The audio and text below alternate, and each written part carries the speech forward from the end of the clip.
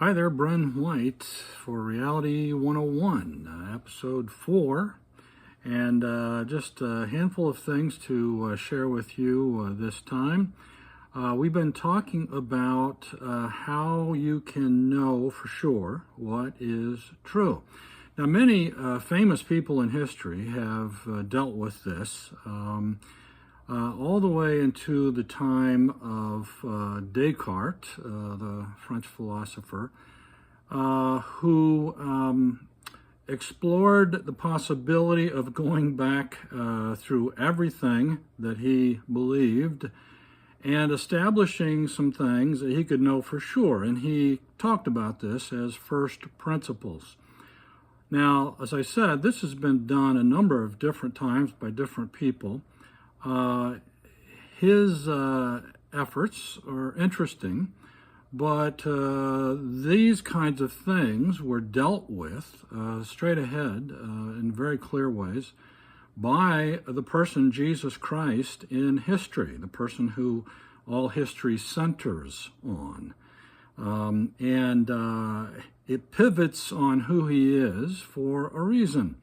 And what he says has tremendous weight and tremendous usefulness for human beings, more so than any philosopher that has ever lived in any generation, because of who he is. He is the God-man. He is God in the flesh. And so when he spoke, many human beings listened. And some were enthralled with what he was talking about. Some were awed by what he said and what he did every single day he was on the earth. And then there were some who were upset by what he said because he spoke truth. He spoke truth into that set of cultures in that time, the first century. And even then, like today, there are all kinds of things that are in place that are actually submerged in cultures, civilizations, that are not true. There are all kinds of things that human beings have learned, have assumed, that are not true. So this makes it crucial for us to sort through. Part of what I was saying last time was that it's really a crucial thing for you and I to determine the character of the person who is the source of the information. And there is always a person behind the source, whether that's a corporation that oversees media outlets, whether it's an international organization that is influenced by certain powerful, rich people. No matter what it is, there are influences at work, and you have to know the character of those people behind whatever message this is, to begin to ascertain whether or not it's valid or true or useful in any way, or if it's harmful. And so the first thing to ask about a source of information, something that comes out of somebody's mouth or something that is on the internet, you have to ask about the character of the person. Are they, in fact, wise? Is it a wise human being that is pushing this particular message or set of messages? Is this human being kind? Are they a kind person?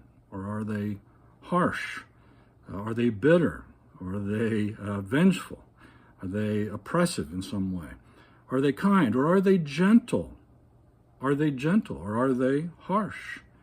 You must ask these questions in order to determine whether the actual content is of any use to you whatsoever as a healthy human being. Is this person thoughtful in any way, or do they just not even care about others?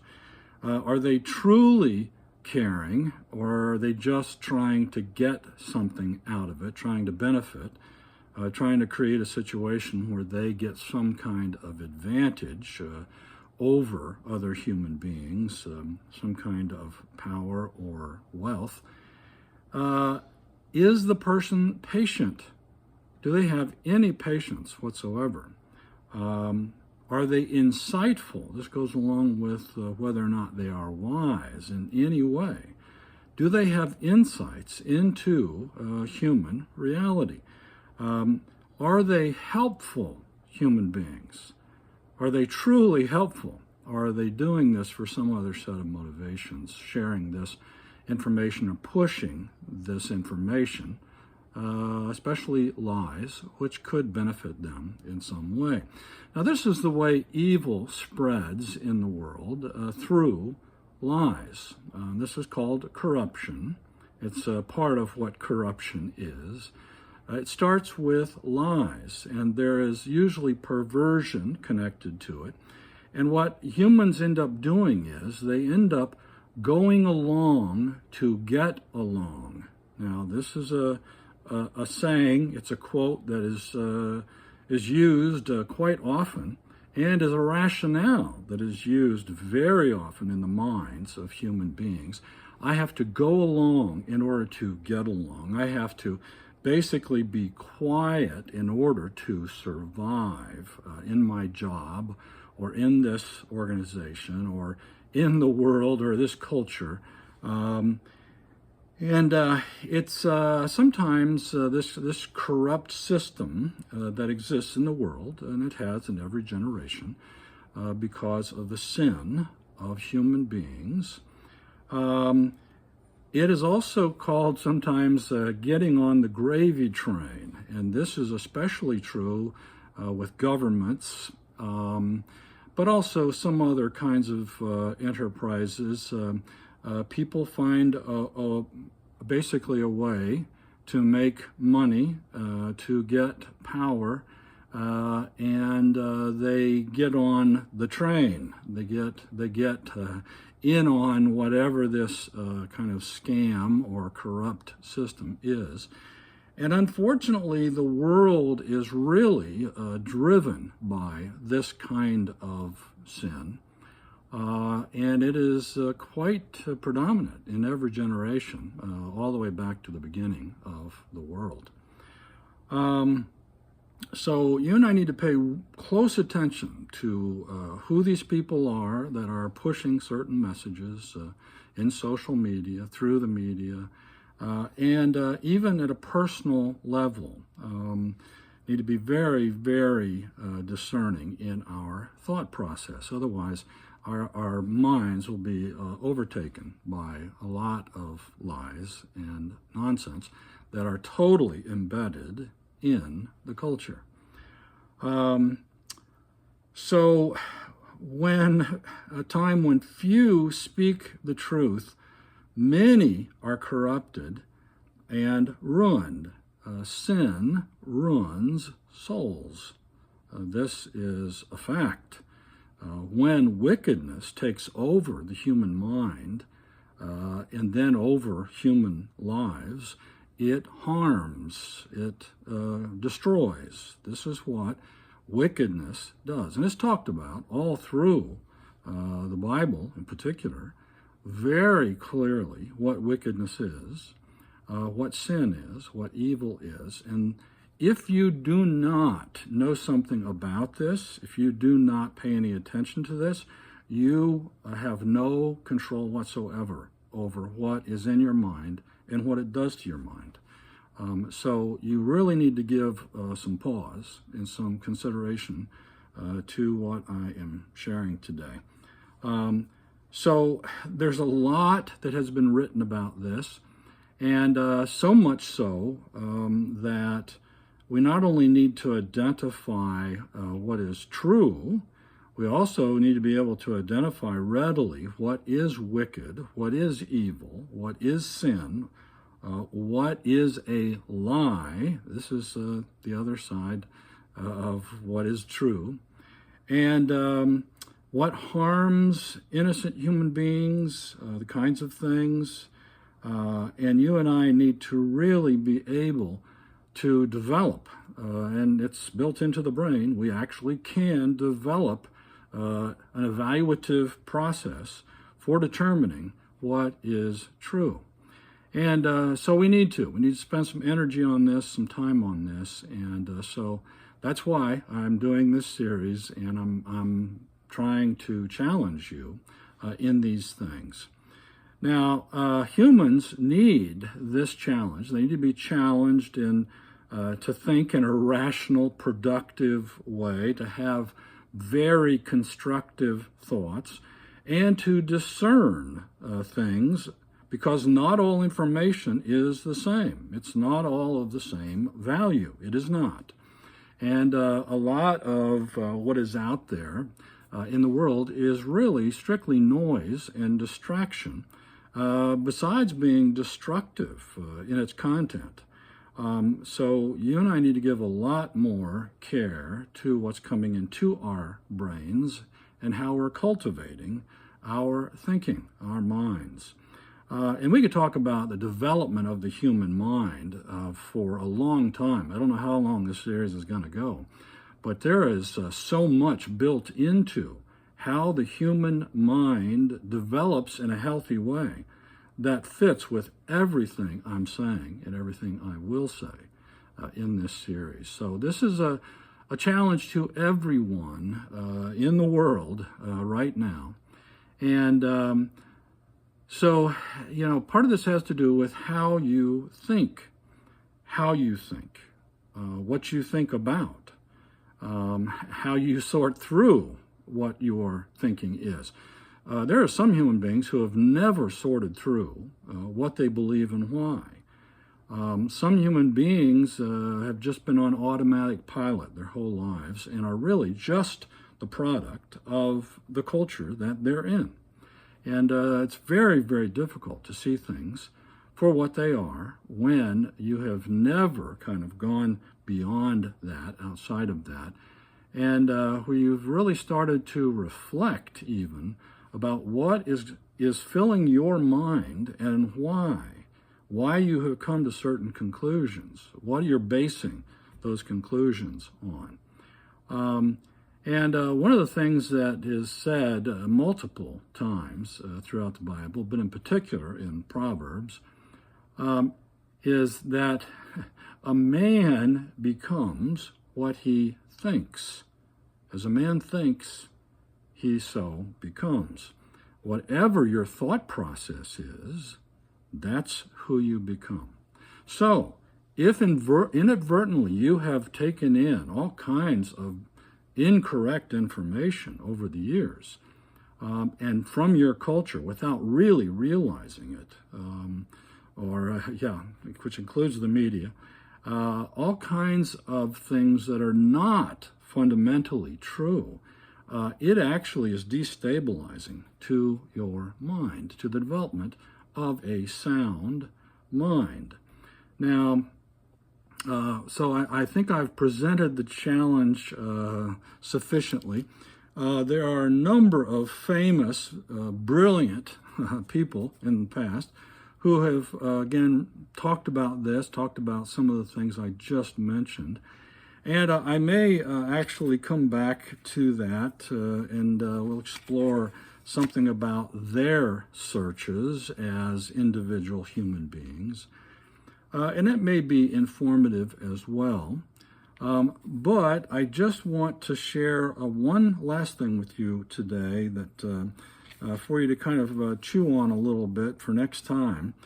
And it has to do with a bigger picture perspective. And I have to say that you and I, if we are going to really get a handle on our thought process, on what is true and what is not, we have to stand back and look at the bigger picture. And that means history. That means how human beings have operated throughout the years, what their issues have been throughout the generations, and how all of this has come to be. Without that, you're just in a vacuum created, really by whatever influences you have kind of stumbled through in your life, and that's not what the brain needs. The brain actually needs objective data and a big picture in order to begin to get clarity. Now, Descartes knew this, Pascal knew this, even Kierkegaard knew this. I mean, a lot of famous philosophers over the centuries have known this, and they've come to similar conclusions to what I am sharing with you now, even as I read this passage from the book of Acts in the Bible. People like Kierkegaard knew this passage well. The Apostle Paul was standing in Athens, Greece, in a place near the Agora, Mars Hill, where a lot of brilliant speakers, brilliant thinkers went to share things. And he had something really quite colossal to share on this day. He said, "This God that you don't know, he is the God who made the world and everything in it." Okay, one of the most brilliant minds in the first century, the Apostle Paul. "Since he is Lord of heaven and earth, he doesn't live in man-made temples." This is very important. This is all of what Paul chose to share in this momentous setting in Athens, Greece, among the most brilliant thinkers of that time. And human hands can't serve his needs. Interesting. For he has no needs. This is something about God that you and I need to know. He himself gives life and breath. You know that last breath you just took? He gave it to you. The fact that everything is continuing on, that life is sustained from moment to moment in a way that even scientists cannot replicate or understand completely. It is the source of life, the one who sustains all life that Paul is talking about. He himself gives life and breath to everything. The God that these people did not know gives life and breath to everything that exists. And he satisfies every need. The God who made all things, who sustains all things, actually is able to satisfy the needs that exist with all that he has created. Only him. From one man, he says, he created all the nations. From one man, Adam, he created all the nations. All nations came from one man. Okay? This is crucial to know. Throughout the whole earth, he decided beforehand when they should rise and fall. He determined their boundaries, the boundaries of nations. God has determined. God has been involved in everything, every step of the way, every century among human beings. And he's giving you the breath that you're using to live right now. This is the big picture. His purpose was for the nations to seek after God and perhaps feel their way toward him and find him. Though he is not far from any of us. This is Acts chapter 17 in the Bible.